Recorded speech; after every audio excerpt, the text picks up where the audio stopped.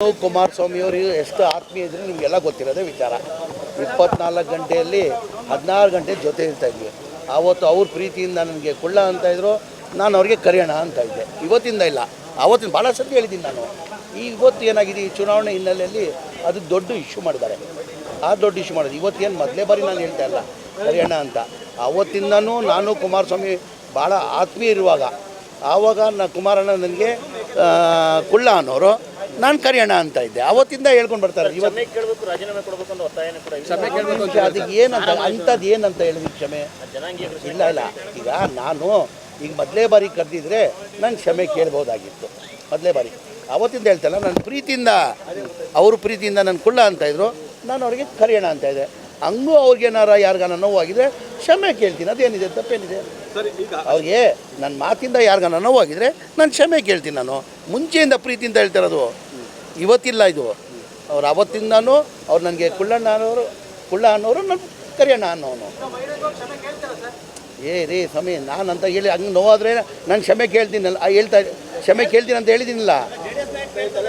ಕೇಳಬೇಕು ಅಂತ ಒತ್ತಾಯ ನಾವು ಈಗ ನಾನು ಏನಂತ, ಈಗ ಯಾರಿಗಾರದಿಂದ ನಾವು ಇವತ್ತೇನು ಹೊಸ್ದಾಗಿಳಿಲ್ಲ, ಅವತ್ತಿಂದ ಹೇಳ್ಕೊಂಡು ಬರ್ತಾ ಇರೋದು.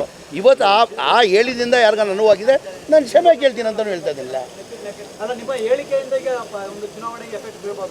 ಏನಕ್ಕೆ ಎಫೆಕ್ಟ್ ಬೀಳ್ತದೆ ಅದು?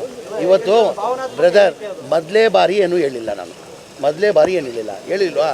ನಾನು ಕುಮಾರಸ್ವಾಮಿ ಆತ್ಮೀಯ ಇರುವಾಗ ಅವ್ರು ನನಗೆ ಕುಳ್ಳ ಅನ್ನೋರು, ನಾನು ಕರೆಯೋಣ ಅನ್ನೋನು.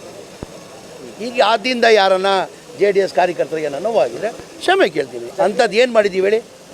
ಆಯಿತು, ಯಾರಿಗಾನ ನನ್ನ ಮುಂಚೆಯಿಂದ ಹೇಳ್ಕೊಂಡು ಬರ್ತಾಯಿದ್ದೆ, ಆವತ್ತೂ ಹೇಳಿದ್ದೀನಿ.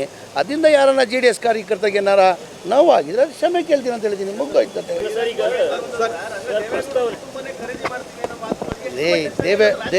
ದೇವೇಗೌಡರು ಕುಟುಂಬಕ್ಕೆ ಖರೀದಿ ಮಾಡ್ತೀನಿ ಅಂತ ಹೇಳಿಲ್ಲ ನಾನು. ಕೇಳ್ರಿ ಇಲ್ಲಿ, ಯಾರನ್ನ ದೇವೇಗೌಡರು ಕುಟುಂಬಕ್ಕೆ ಖರೀದಿ ಮಾಡೋಕ್ಕೆ ಕೆಪಾಸಿಟಿ ಶಕ್ತಿ ಇದೆಯಾ? ಶಕ್ತಿ ನಾನು ಕೇಳ್ರಿ, ನಿಮ್ಮ ಮಾತಿಗೆ ಉತ್ತರ ಕೊಡ್ತಾ ಇರೋದು. ಈಗ ದೇವೇಗೌಡರು ಕುಟುಂಬಕ್ಕೆ ಖರೀದಿ ಮಾಡೋದು ಯಾವುದಾನ ಶಕ್ತಿ, ಯಾರಿಗಾನ ಶಕ್ತಿ ಇದೆಯಾ? ಯಾರಿಗಾನ ಶಕ್ತಿ ಇದೆಯಾ? ನಾನು ಕುಮಾರಸ್ವಾಮಿ ಅವರು ಮುಸಲ್ಮಾನ್ ಮತದಾರರನ್ನು ದುಡ್ಡು ಕೊಟ್ಟು ಕೊಂಡ್ಕೊಳಕ್ಕೆ ಕೊಟ್ಟಿದ್ದು. ಆ ಹಿನ್ನೆಲೆಯಲ್ಲಿ ಹೇಳಿರೋದು ನಾನು. ದೇವೇಗೌಡರು ಕುಟುಂಬಕ್ಕೆ ಯಾರನ್ನ ಖರೀದಿ ಮಾಡೋ ಶಕ್ತಿ ಇದೆಯಾ? ಯಾರಿಗಾನ ಈ ರಾಜ್ಯದಲ್ಲಿ ಶಕ್ತಿ ಇದೆಯಾ? ಸಾಧ್ಯನಾ ಅದು? ಇಲ್ಲ, ನಾನು ಹೇಳ್ತಾ ಇರೋದು, ನಾನು ಹೇಳಿದ್ದೀನಿ. ಯಾವ ಹಿನ್ನೆಲೆಯಲ್ಲಿ ಹೇಳಿದೆ ನಾನು? ಕುಮಾರಸ್ವಾಮಿಯವರು ಮುಸಲ್ಮಾನ್, ಅವರೇ ಮುಸಲ್ಮಾನ್ ಓಟ್ ಬೇಡ ಅಂದರು. ನಾನು ಮುಸಲ್ಮಾನ್ ಅಂಥವು ಬರಬೇಡಿ, ನಾನು ನಿಮ್ಮದವು ಬರಲ್ಲ, ನಿಮ್ಮ ಮತ ಬೇಕಾಗಿಲ್ಲ ಅಂದರು. ಈಗ ಚುನಾವಣೆ ಬಂದಿದೆ ಅಂತ ಹೇಳ್ಬಿಟ್ಟು ನೀವು ಮುಸಲ್ಮಾನ ದುಡ್ಡು ಕೊಟ್ಟು ಕೊಂಡ್ಕೊಳಕ್ಕೆ ಕೊಟ್ಟಿದ್ದೀರಾ. ನೋಡಿರ್ಬೋದು, ಸೋಷಿಯಲ್ ಮೀಡಿಯಾದಲ್ಲಿ ವೈರಲ್ ಆಗ್ತಾಯಿದೆ. 2,000 ರೂಪಾಯಿ ಕೊಟ್ಟು ಏನೋ ಜಾನಿಮಾಜ್ ಅಂತೀವಿ, ನಾವು ಪ್ರೇಯರ್ ಮಾಡ್ತೀವಲ್ಲ, ನಮಾಜ್ ಮಾಡ್ತೀವಲ್ಲ, ಅದಕ್ಕೆ ಜಾನಿಮಾಜ್ ಅಂತೀವಿ. ಒಂದು ಜಾನಿಮಾಜ್ ಮತ್ತು ಒಂದು ಯಾಸೀನ್ ಅಂತೀವಿ, ಕುರಾನ್, ಆ ಕೊಟ್ಟು ಅದು ಕೊಂಡ್ಕೊಳಕ್ಕೆ ಕೊಟ್ಟಿದ್ರು. ಆ ಹಿನ್ನೆಲೆ ಹೇಳಿದ್ದೀನಿ ನಾನು. ಅಲ್ಲ, ಅಶೋಕ್ ಅವರು ಅದಕ್ಕೆ ಹೇಳಿದ್ದಾರೆ ಸರ್, ಇಲ್ಲಿ ಪಾಕಿಸ್ತಾನದಿಂದ ಇರಾನ್ ಇರಾಕಿಂದ ಅಮೌಂಟ್ ತರ್ತಾರ ಅನ್ನೋದು ಕೂಡ ಪ್ರಶ್ನೆ. ಏನಕ್ಕಿಂತೆ ದುಡ್ಡು ಕೊಟ್ಟು ಕೊಂಡ್ಕೊಂತೀವಿ ನಾವು ಅಂತ ಹೇಳಿದ್ರಲ್ಲ. ಇಲ್ಲೆಲ್ಲ ನಾನೇನು ಹೇಳಿದ್ಬಾರ್ಸು. ಕುಮಾರಸ್ವಾಮಿಗೆ ಅಂದರೆ ಮುಸಲ್ಮಾನ್ ಓಟ್ನ ಅವ್ರು ಕೊಂಡ್ಕೊಳಕ್ಕೆ ಕೊಟ್ಟಿದ್ದಾರೆ. ನಾವು ಅದಕ್ಕೆ ಬಿಕಾವಾಗಲ್ಲ. ದುಡ್ಡಿಂದ ಕೊಂಡ್ಕೊಳಕ್ಕೆ ಸಾಧ್ಯ ಆಗಲ್ಲ ಅಂತ ಹೇಳಿದ್ದೀನಿ. ಆಯ್ತು. ಹೈವೇಲಿ ಬಸ್ ಓಡಿಸ್ಕೊಂಡಿದ್ದವ್ರನ್ನ ಇವಾಗ ಸಚಿವ ಮಾಡಿರೋದು ದೇವೇಗೌಡರು ಅಂತ ಕುಟುಂಬದ ಬಗ್ಗೆ ಮಾತಾಡ್ತಾರೆ ಅಂತ ಸುರೇಶ್ ಗೌಡ ಹೇಳಿದ್ದಾರೆ. ಕೇಳ್ರಿ ಇಲ್ಲಿ, ನಾನು ಬಸ್ ಮಾಲೀಕ.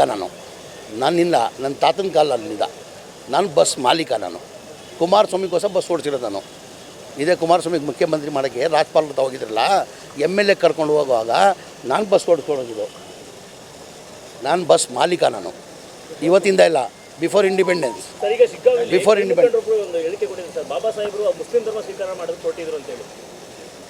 ಇದು ರೈಟ್ ನ್ಯೂಸ್.